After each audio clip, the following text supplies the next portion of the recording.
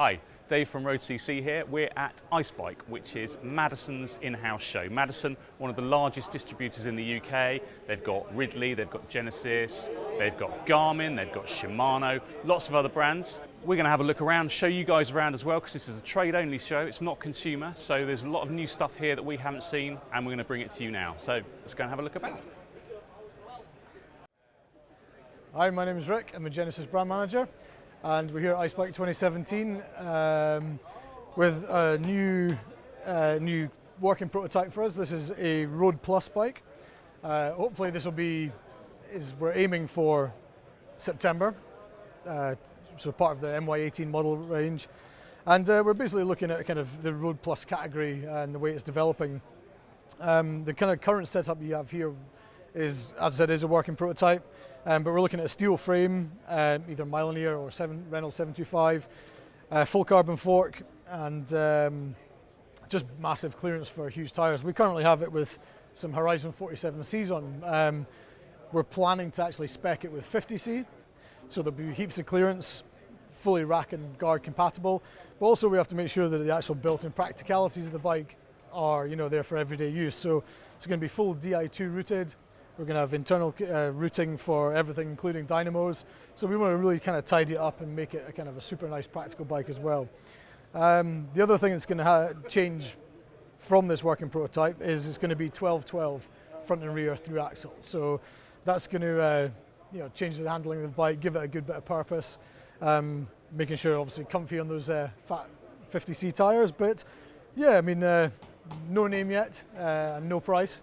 But we've got a few things to work through. There's a little bit of tech that we're working on with a new chainstay, using an asymmetric drop chainstay, which is something we're working on with another model for MY18. It's going to allow us to basically keep the clearance and keep this chainstay a little bit shorter so it still rides nicely.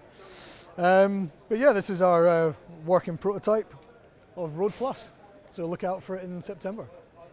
Hi, I'm John, the marketing manager for Kryptonite. Just wanted to speak to you today quickly about our Gravity line. We do wheel nuts and wheel bolts. The wheel nuts come in three sizes, M10, M9 and 3/8. The wheel bolts come as a pair, 130mm and 150mm for the front and rear. So I'm just going to show you very quickly how these fit and the concept of the Gravity line. Okay, so to fit the wheel nuts, you take the collar, put it in the dropout, you take the nut and you tighten that up as close as you can get it until the two pins are facing up, and then align the teeth. Once they're aligned, you then tighten the nut with a 15mm spanner,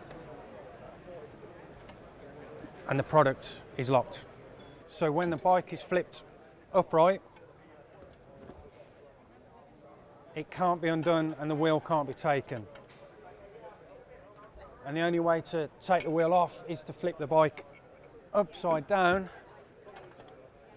tighten slightly, and then it undoes. So the theory is that once these products are fitted to the bike and the bike is locked with a U-lock, it can't be flipped upside down to then remove the wheels. Hi, this is Rick from Ridley, living from Belgium in the heart of cycling.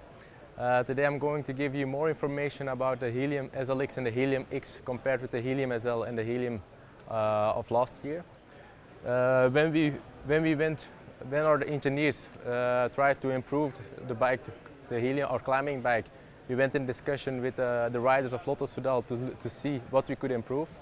The biggest desire was to increase the stiffness of the bike, and this is what we tried. And the biggest improvement of last year with the Helium of last year is that we made the bike stiffer and the weight remains the same. So a Helium SLX frame is 750 grams and the fork 300 grams, and the Helium X is for a medium-sized frame, painted frame, is 950 grams with the same fork as the Helium SLX.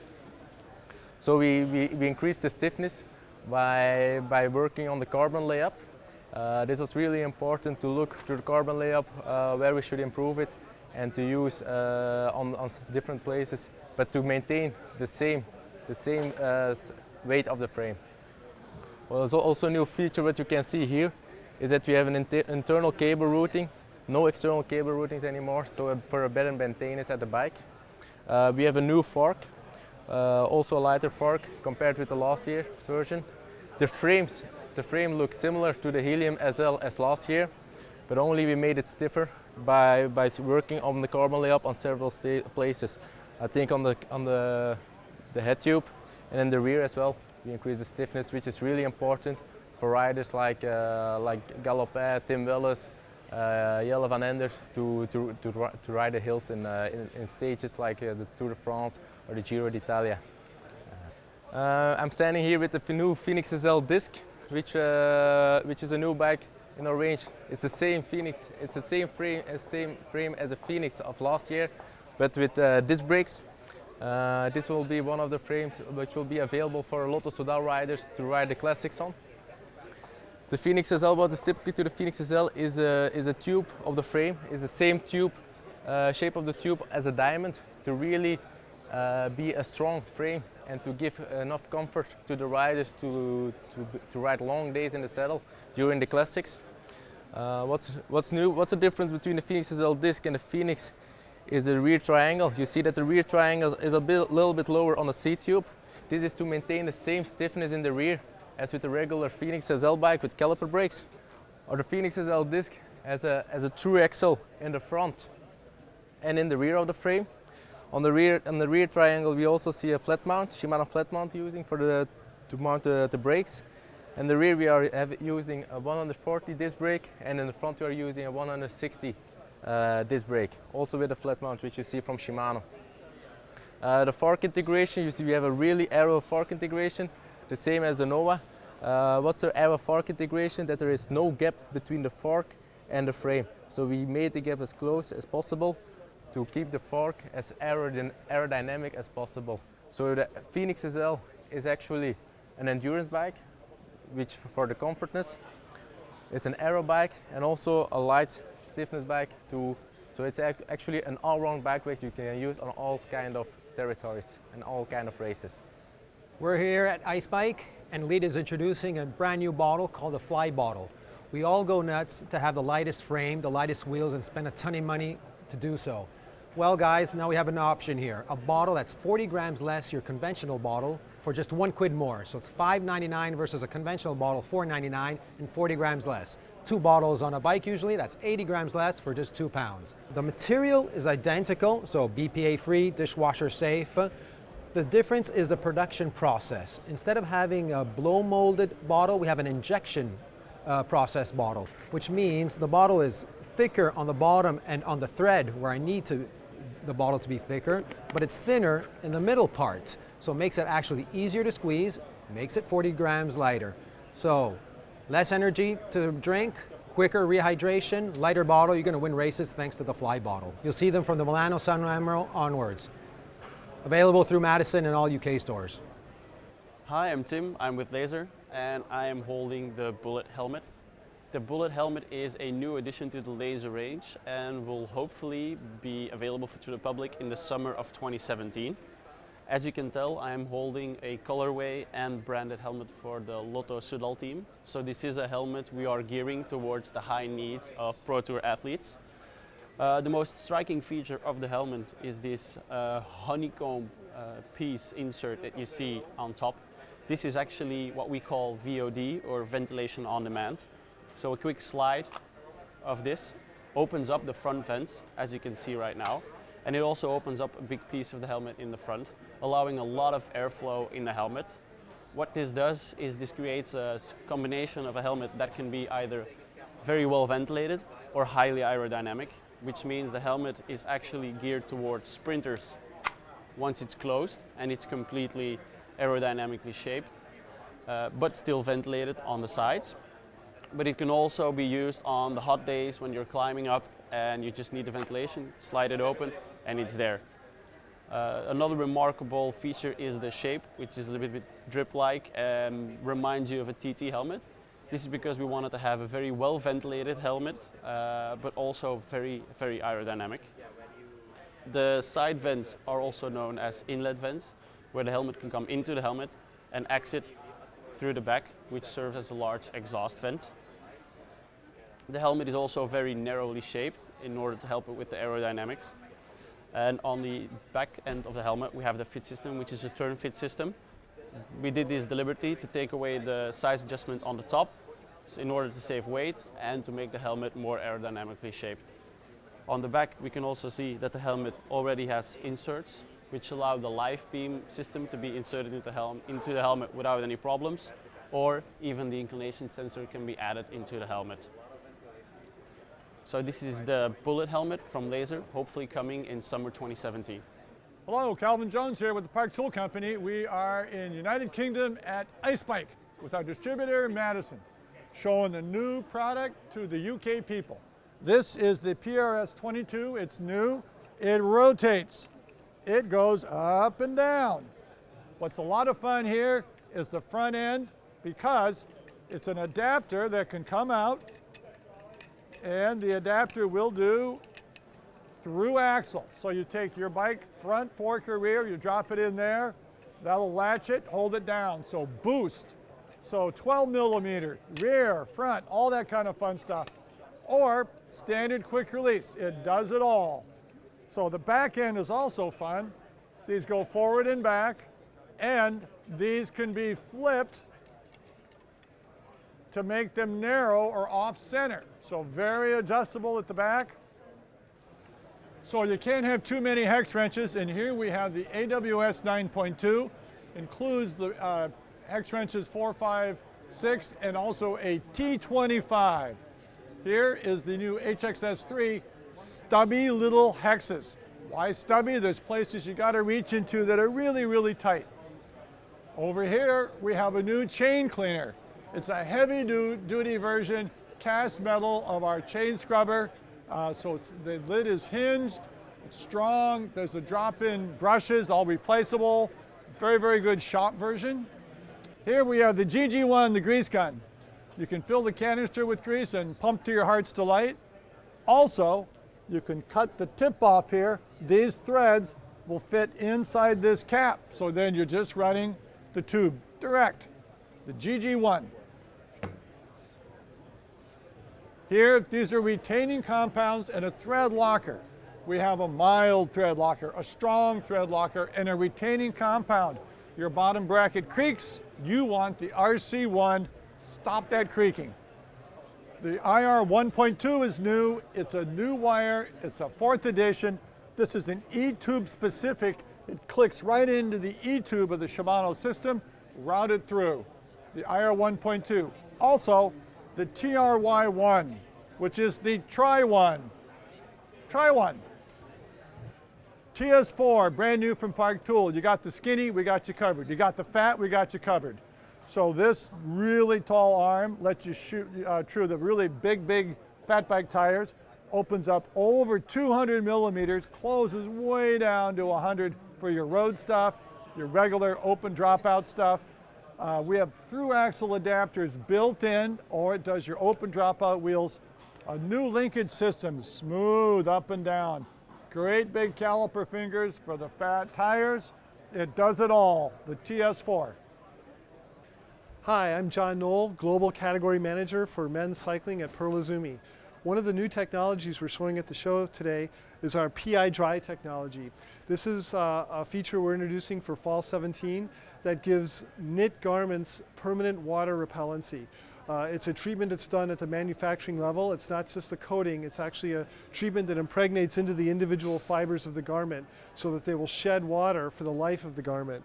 You can clearly see it on this tight here. This panel is a knit thermal section, which would normally absorb moisture, but here you can see that it beads up and rolls right off of the tight. What this means is that you'll be able to use these tights in much wetter and colder conditions than you normally would, whereas they would normally wet out and get chilly as you ride in them. Now that water will just simply shed off of the garment and keep you comfortable for a much broader range of conditions. We're using this PI Dry technology in our arm warmers, leg warmers, knee warmers, thermal tights, and soft shell tights for Fall 17. It's a proprietary technology. Pearl Izumi is the only company in the world that will have this feature for cycling apparel for the next 3 years. So we're very excited to have that for the next season. One of the features that Pearl Izumi has always been known for are our shammy design. Back in 1999-2000, we invented the idea of using multi-density foams in our chamois. That is, different types of foams for different areas of the chamois. Typically, the way these pads were made were by starting with a base and then stacking different types of padding on top of it. A couple years ago, with our one-to-one direction, we changed the philosophy and really improved the chamois by building from the top down. So our Escape chamois for spring 2017 are all new. We have a Pro, Elite, and a Select level, and you'll notice that they all have a very smooth outer face to them, but all the development is actually on the underside of the chamois. The chamois are offered in 3 different quality levels. We have the Pro, the Elite, and the Select. At the Pro level, when you turn the chamois over, you'll see that we use 3 different foams. You have a more dense, very open, reticulated foam for the key sit area. You have a mid-layer, sort of mid-density foam, and then a lighter density foam for the top sheet. You'll notice that the edges are all shaved, so there's a smooth, easy transition without the sort of stair steps that you'll typically see on most chamois, where people can sit on those and actually feel the edge of the different padding. At the Elite level, we have a different top fabric, but then you go from 3 foams to 2. So here you just see a more dense, perforated foam for the main sit area with, again, the lighter weight that's bonded to the top sheet. At the Select level, it's a single density pad, so there's only one type of foam, but we've removed thickness by shaving away. So instead of pressing it to achieve the different levels of elevation, we shave away. So the original thick is preserved for the key sit area, and then you go down to a thinner layer for chafe protection with the top sheet. With these pads, you'll notice that we only attach the extra padding at the front edge and at the rear edge here. What that does is it allows the chamois to stretch more freely without inhibiting it by having more stitching across the body of the pad. Okay, so this is the Buckshot Pro from Outdoor Tech, and the Buckshot Pro is a 3-in-1 speaker, torch and power bank. You can mount this onto the handlebars of your bike and pair to your phone via Bluetooth, giving you 10 hours of playtime, and you can also answer calls using the microphone built into the speaker. On the side here, you've got the torch function, so you just press and hold the button, and you can have lantern, slightly dimmer, or the torch mode. Okay, and then you can also remove that from there, and you've got a power bank to charge your phone, your camera, your light, whatever it is you want. And best of all, the design is a rugged waterproof design, so you can get it wet, get it muddy, and no worries, it will keep going. Okay, so the Buckshot Pro retails at $59.99. It's available in 6 different colors. We've got orange, black, gray, red, glow-in-the-dark green, that's my favorite. Okay, I'm Tim Lawson. I'm one of the sports scientists from Secret Training. I'd like to talk to you about the new juice bar that we've launched at the Madison iceBike show. Okay, so I guess what we're trying to do with the juice bar is provide the nutritional benefits from a bar that you'd expect from a bar that's hard to eat in something that's very easy to eat. So there are reasons why you might take solid food on the bike. Not least you want a little bit of mouthfeel, but a little bit of sweetness in your mouth. But the idea is to get a more sustained release, and maybe even things like the soluble fibre that are the fuel for the gut.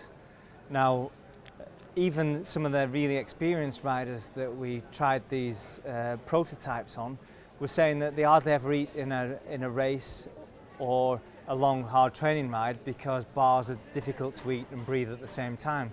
And these really fill that gap up by using things like the sugars. I don't know when you can get that there on the isomultulose. It's a very slow release carbohydrate that provides the sustained release that we can layer up with other sugars to get a nice steady energy release profile.